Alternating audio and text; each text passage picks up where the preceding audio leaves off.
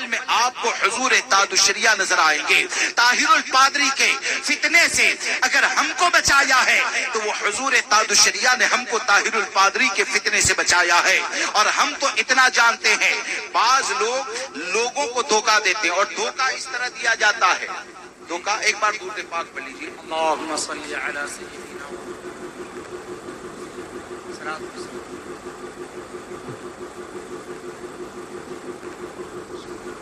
ایک مرتبہ اور درود پاک پڑھ لیجیے۔ اللہم صلی علی سیدنا و مولانا محمد معدن الجود والکرم وآلہ واصحابہ وبارک وسلم صلاۃ و سلام علیک یا رسول اللہ صلی اللہ تعالی علیہ وسلم۔ ہم سب حضور تاج الشریعہ کے غلام ہیں، ہے کہ نہیں؟ کتنے لوگ ہیں؟ ہم حضور قائد ملت کے چاہنے والے ہیں، ان کے غلام ہیں، ہم سب ہیں نا۔ اب حضور تاج الشریعہ کی غلامی کسے کہا جاتا ہے؟ یعنی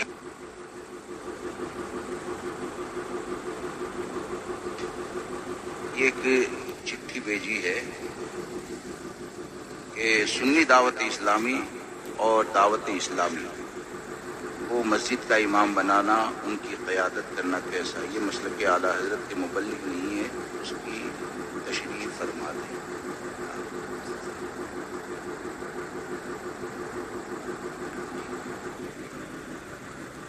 پہلے یہ دو چیزیں آپ کے سامنے عرض کر دیں کہ آج کے وقت میں بہت سے لوگ یہ کہتے ہیں اور لوگوں کو دھوکہ دیتے ہیں، یعنی تاج الشریعہ کے خلاف تو کچھ بول نہیں پائیں گے، تو اب لوگوں کو دھوکہ دینے کے لیے کیا کہتے ہیں؟ حضور تاج الشریعہ نے جو ویڈیو کو حرام کہا نا، وہ بولے کہ حضور تاج الشریعہ کا احتیاط ہے۔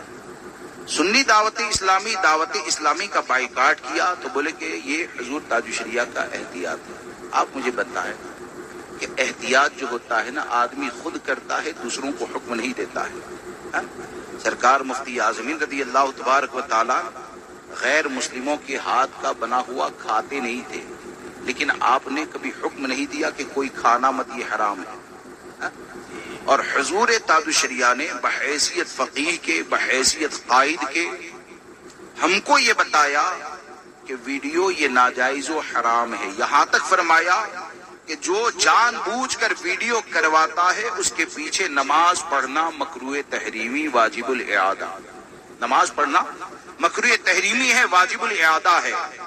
اب رہا یہ سوال کہ مسلک اعلیٰ حضرت کے مبلغ نہیں ہے، کیا کافر ہو گئے، یہ ہو گئے، اس طرح کی جو باتیں کرتے ہیں نا، تو میں آپ کو ایک چیز بتاؤں کہ بائیکاٹ کرنے کے لیے کیا کافر ہونا ضروری ہے؟ کیا اور کسی کا بائیکاٹ نہیں ہو سکتا؟ سنی دعوت اسلامی کے ایک مفتی ہے جن کو مفتی نظام الدین کہتے ہیں، کیا کہتے ہیں؟ ہمارے مفتی نہیں ہیں، وہ سنی دعوت اسلامی کے ہیں، ان کو مفتی نظام الدین کہتے ہیں۔ انہوں نے ایک مقالہ لکھا ہے مفقود الخبر شوہر کے بارے میں، اور اس میں لکھا ہے کہ کوئی شوہر اگر اپنی بیوی کے اوپر ظلم کرتا ہے، توجہ سے سماعت فرمائے، اور یہ میرا دعویٰ ہے اور الحمدللہ جب کہیں ہم ثابت کر سکتے ہیں کہ حضور تاج الشریعہ نے پوری زندگی جس سے بھی اختلاف کیا ہے وہ ذات کے لیے نہیں ہے بلکہ شریعت کے لیے ہے۔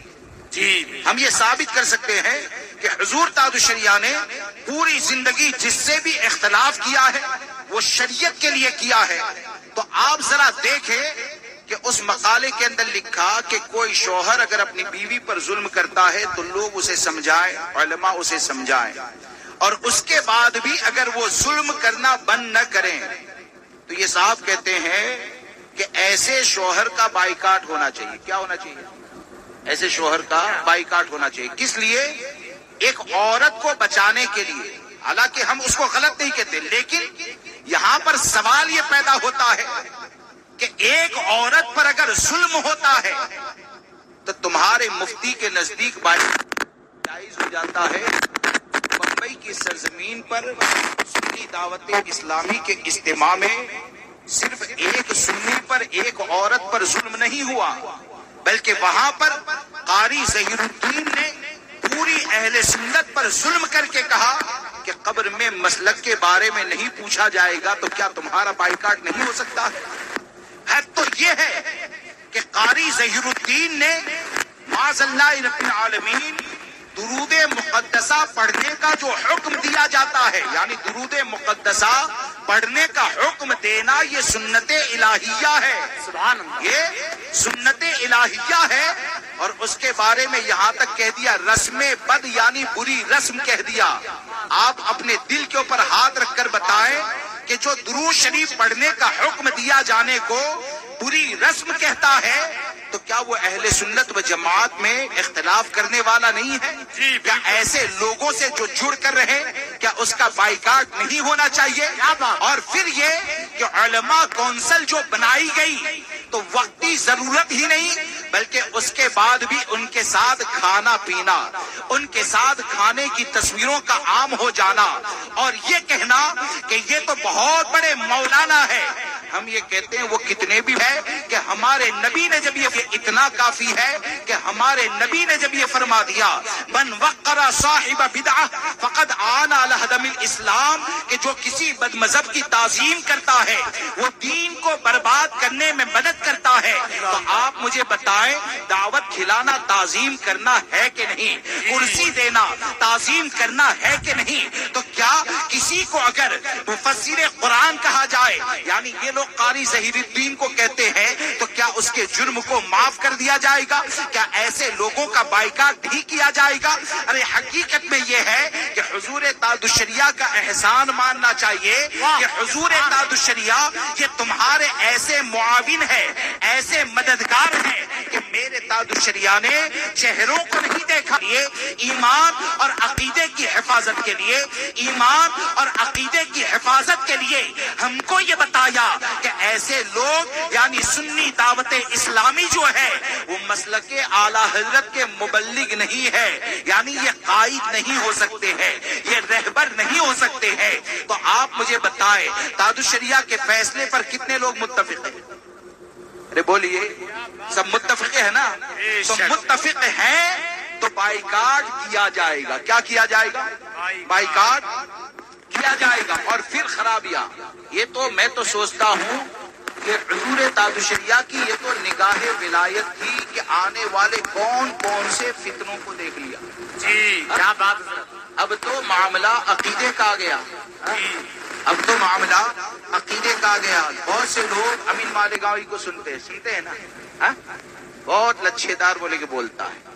اس بات کو یاد رکھ کر چلیں، نہ جانے وہ تم کو کہاں پہنچا دے گا پتہ بھی نہیں چلے گا، وہ کہاں پہنچا دے گا پتہ بھی نہیں چلے گا۔ آپ مجھے بتائیں کہ آج کہتے بائیکاٹ کیوں ہوتا ہے؟ اور توبہ کروانے کے معاملے میں یعنی سالوں نکل جاتے ہیں، اور سالوں نکل جائے اور کئی سال تک جو منہاجی کو یعنی طاہر الپادری کو جنتی کہنے والے کو، طاہر الپادری کے فالوورز کو سالوں تک رحمت اللہ علیہ کہتا رہے اور اس کو لوگ نائب غوث اعظم، شہزادہ غوث اعظم کے نام پر پیش کرتے ہیں اور دین کے مبلغ کے نام پر پیش کرتے ہیں۔ آپ مجھے بتائیں طاہر الپادری سے ہمارا اختلاف فروعی ہے یا اصولی ہے؟ طاہر کے ساتھ ہمارا اختلاف عقیدے کا اختلاف ہے، اور یہ امین مالیگاوی کا معاملہ یہ ہے کہ دو مرتبہ جا کر منہاجی کی قبر پر فاتحہ بھی پڑھتا ہے، اسے معاذ اللہ رب العالمین رحمت اللہ علیہ بھی کہتا ہے، اور تمام چیزیں پتہ ہونے کے باوجود کئی سال جب توبہ کرنے کے اندر لگا دیتا ہے تو آپ مجھے بتائیں کیا ایسے لوگوں کا بائیکاٹ نہیں کیا جائے گا؟ یقیناً ایسے لوگوں کا بائیکاٹ کیا جائے گا، اور ان لوگوں کا بائیکاٹ کرنا یہ ہمارے دین کی حفاظت کا ذریعہ ہے، ہمارے ایمان ہمارے عقیدے کی حفاظت کا ذریعہ ہے۔ اب رہا یہ سوال، یعنی مختصر وقت ہے، تفصیل بہت لمبی ہے، ان لوگوں کے بارے میں اتنے معاملات ہیں کہ آج معاذ اللہ رب العالمین یہاں تک کہا جاتا ہے۔ مجھے ابھی ایک بات سنائی کہ شہر میں ایک آدھ نمونہ ایسا بھی پایا جاتا ہے کہ جو یہ کہتا ہے کہ جو سنی دعوت اسلامی اور دعوت اسلامی کا رد کرے معاذ اللہ اس پر لعنت، معاذ اللہ اس پر اللہ کی لعنت۔ تو یہ جاہل کو اتنا پتہ نہیں ہے فتنوں کا رد کرنے والے پر اللہ کی لعنتیں نہیں بلکہ رحمتیں نازل ہوتی ہیں، رحمتیں نازل ہوتی ہیں، اور لعنت تو اس پر ہوتی ہے جو استطاعت اور طاقت رکھنے کے بعد بھی حق کو چھپاتا ہے۔ اور یہ ہم نہیں کہتے، یہ آقا کریم صلی اللہ تعالی علیہ وسلم نے فرمایا کہ جب فتنے ظاہر ہو اور گمراہیاں پھیلنے لگے، اور ایسے وقت میں عالم اپنے علم کو چھپاتا ہے، فعلیہ لعنت اللہ والملائکۃ والناس اجمعین، تو ایسے عالم پر یعنی استطاعت اور طاقت ہونے کے بعد بھی اگر حق کو چھپاتا ہے تو ایسے عالم پر اللہ کی لعنت، فرشتوں کی لعنت، تمام لوگوں کی لعنت۔ لا یقبل اللہ صرفا ولا عدلا، اللہ تبارک و تعالی ایسے کے فرائض اور نوافل کو قبول نہیں کرتا ہے۔ تو تم نے یہ کہہ دیا کہ جس نے سنی دعوت اسلامی کا رد کیا تو سنی دعوت اسلامی کا بائیکاٹ حضور تاج الشریعہ نے اپنی پراپرٹی کے لیے نہیں کیا ہے، اپنی ذات کے لیے نہیں کیا ہے، بلکہ حضور تاج الشریعہ نے ہمارے دین کی حفاظت کے لیے جب ان کا رد فرمایا تو حقیقت یہ ہے کہ جو بائیکاٹ کرنے والے ہیں اللہ کی رحمتیں ان پر نازل ہوتی ہے، اور جو سپورٹ کرنے والے ہیں یا یہ کہیے کہ جو ان لوگوں کے بارے میں خاموشی کو اختیار کرتے ہوئے لوگوں کو فتنے میں مبتلا کرتے ہیں، یقیناً ذلت ان کے لیے یہاں پر بھی ہے، ذلت ان کے لیے میدان محشر میں بھی ہے۔ لہذا دوستو، سنی دعوت اسلامی سے ہمارا اختلاف یہ شرعی اختلاف ہے۔ اب رہا یہ کہ دعوت اسلامی کا معاملہ، باتیں بہت زیادہ ہے، دلیل کے اندر ہمارے سامنے کیا لاتے؟ ہم کہتے ہیں کہ بھائی امین مالیگاوی منہاجی کی قبر پر گیا تو ہم کو سامنے کہتے ہیں کہ اس کے مجمع میں اتنے ہزار لوگ جمع ہو جاتے ہیں۔ ہم کہتے ہیں کہ امین مالیگاوی نے فلاں خلافے، ارے بیٹھ جائیں آپ حضرات، آپ حضرات بیٹھ جائیں۔ کیوں کھڑے ہو جاتے ہیں؟ حضرت آئیں گے تو سب سے پہلے ممبر رسول پر بیٹھنے والے حضرات کھڑے ہوں گے، آپ حضرات بیٹھ جائیں، جو جہاں ہے وہاں بیٹھ جائیں آرام کے ساتھ۔ جماعت رضائے مصطفیٰ کے تمام تر حضرات سے گزارش ہے کہ بہت پیار سے ان حضرات کو بٹھا دیں، آرام کے ساتھ بٹھا دیں۔ ماشاءاللہ بہت ہی معلوماتی گفتگو ہو رہی ہے، ماشاءاللہ بہت اچھی گفتگو، بہت اچھا خطاب ہو رہا ہے حضرت علامہ مولانا اسماعیل امجدی صاحب قبلہ کا، اور مفتی اعظم باسنی مفتی محمد ولی محمد صاحب قبلہ کی آمد بھی ہوئی ہے ماشاءاللہ، ممبر رسول پر حضرت موجود ہیں۔ بہت جلد حضور قائد ملت اور مفتی عاشق صاحب قبلہ کی آمد ہوگی، اور جب حضرت ہماری نگاہوں کے شہر میں آئیں گے تو ہمیں لگے گا کہ ہمارے شہر کی زمین کو فرشتوں نے اٹھا لیا ہے۔ بھائی صابر رضا اظہری بھی تشریف لا چکے ہیں ماشاءاللہ۔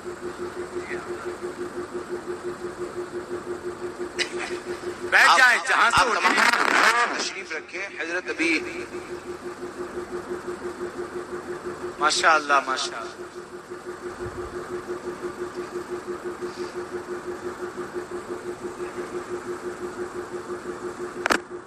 ایک مرتبہ درود پاک پڑھیں، اگر چند باتیں سماعت کرنی ہے تو بیٹھ جائیں، اور چند باتیں میری سن لے۔ جیسے ہی حضرت تشریف لائیں گے تو داماد حضور قائد ملت حضرت علامہ مولانا مفتی عاشق حسین صاحب قبلہ کا پرمغز خطاب ہم اور آپ سماعت فرمائیں گے۔ آپ حضرات بیٹھ جائیں، چند باتیں سماعت کر لیں، سوال کا جواب مکمل ہو جائے۔ ایک مرتبہ درود پاک پڑھیں، اللہم صلی علی سیدنا و مولانا محمد معدن الجود والکرم وآلہ واصحابہ وبارک وسلم صلاۃ و سلام علیک یا سیدی یا رسول اللہ صلی اللہ تبارک و تعالی علیہ وسلم۔ اب آپ دیکھیں کہ آج کے دور میں معاملہ یہ ہے کہ جب کبھی ان سے سوال کیا جائے ان کے خلاف شرع معاملات کے بارے میں، اور یاد رکھ کر چلیں کہ یہ منہاجی یعنی مفتی کچھ مفتی احمد جو گجرات کی سرزمین پر کچھ کے علاقے میں جس کا انتقال ہوا، آپ یہ کہہ سکتے ہیں کہ ہندوستان میں منہاجیت کو لانچ کرنے والا سب سے پہلا یہی آدمی ہے، اور اس کی سالانہ عرس یہ صرف سنی دعوت اسلامی کا معاملہ نہیں بلکہ دعوت اسلامی والے بھی چندے کے لیے مناتے ہیں، اور جس کو پروف چاہیے، ثبوت دینے کی ذمہ داری ہماری۔ ارے حد تو یہ ہے کہ دعوت اسلامی کا امیر جو ہے الیاس عطار، اس نے بھی معاذ اللہ ہے، تم نے عقیدے کا اختلاف ہے، تم نے تعزیت کیوں کی، تم نے عرس کیوں منایا، تم نے فاتحہ کیوں پڑھی، تو یہ ہم کو جواب کے اندر کیا کہتے ہیں؟ ہم نے تو اتنوں کے سر کے اوپر امامہ باندھا ہے، ہم نے تو اتنے لوگوں کے ذریعے مسجدوں کو آباد کر دیا ہے، ہم نے تو دین کی اتنی خدمت کی ہے، تو ہم یہ کہنا چاہتے ہیں کہ تم نے کیا کیا اس کے بارے میں نہیں، ہم کو تو فاروق اعظم نے یہ طریقہ بتایا کہ وہ فاروق اعظم رضی اللہ تبارک و تعالیٰ 5000 کے ذریعے گناؤ، اگر 5000 ایسے علماء نکل جائے کہ معاذ اللہ رب العالمین وہ دیوبندیت کے خلاف نہیں بولتے ہیں، وہ رافضیت کے خلاف نہیں بولتے ہیں، وہ وہابیت کے خلاف نہیں بولتے ہیں، وہ قادیانیت کے خلاف نہیں بولتے ہیں، تو تم یہ کہتے ہو کہ یہ ہماری فضیلت ہے۔ اگر اپنی زبانوں کو خاموش کر لے تو اپنی زبانوں کو خاموش کر لے تو بارگاہ رسالت سے کہا جاتا ہے یہ گنگا شیطان ہوتا ہے، تو تمہاری فضیلت ہوئی کہاں؟ اس کو تو گنگا شیطان کہا گیا ہے، تمہاری فضیلت آخر کیسے ہو گئی؟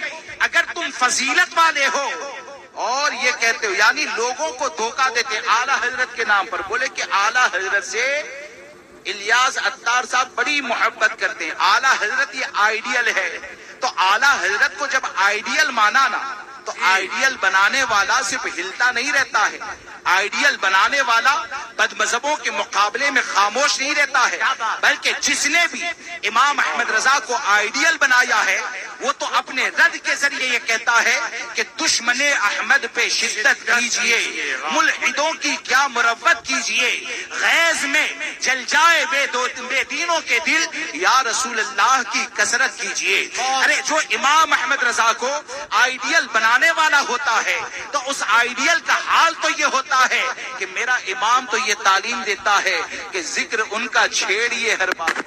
سبحان اللہ، سبحان امام احمد رضا تو فرماتے ہیں چہلم کی محفل ہو، شادی کی محفل ہو، دیجے کی محفل ہو، چاہے غوث اعظم کے نام پر محفل ہو، محفل کوئی بھی ہو، امام احمد رضا کا مسلک یہ ہے کہ ذکر ان کا چھیڑیے ہر بات میں، چھیڑنا شیطان کی عادت کیجئے۔ تو ہمارا سوال تو یہی ہے نا کہ جب مسلک اعلیٰ حضرت کا نعرہ لگاتے ہیں تو آپ بد مذہبوں کے بارے میں سختی کیوں نہیں کرتے ہیں؟ اور معاملات اتنے زیادہ گڑبڑ کر دیے، یعنی حضور تاج الشریعہ کی حیات ظاہری میں جتنے معاملات نہیں تھے اس سے زیادہ آج ان کے ہنگامے پیدا ہو چکے ہیں، ان کے فتنے پیدا ہو چکے ہیں کہ معاذ اللہ حال یہ ہو گیا کہ اسد الدین اویسی جیسا آدمی کہ جس کا معاملہ یہ کہ ابو الحسن علی ندوی کو اپنا امام کہے۔ آپ ایک بات کا جواب دیں، جواب آپ کو دینا ہے، عاشق غدار رسول کبھی ایک ہو سکتے ہیں؟ ارے بولیے، عاشق رسول اور غدار رسول کبھی ایک ہو سکتے ہیں؟ نہیں ہو سکتے ہیں نا۔ اب وہ ابو الحسن علی ندوی کو اپنا امام کہتا ہے اور اسی اویسی کے ذریعے ہمارے یہاں تو دستار بندی میں بزرگوں کو بلایا جاتا ہے، ہمارے یہاں بزرگوں کو بلایا جاتا ہے، کیوں؟ تاکہ اس کی فضیلتیں حاصل ہو، اس کی برکتیں حاصل ہو۔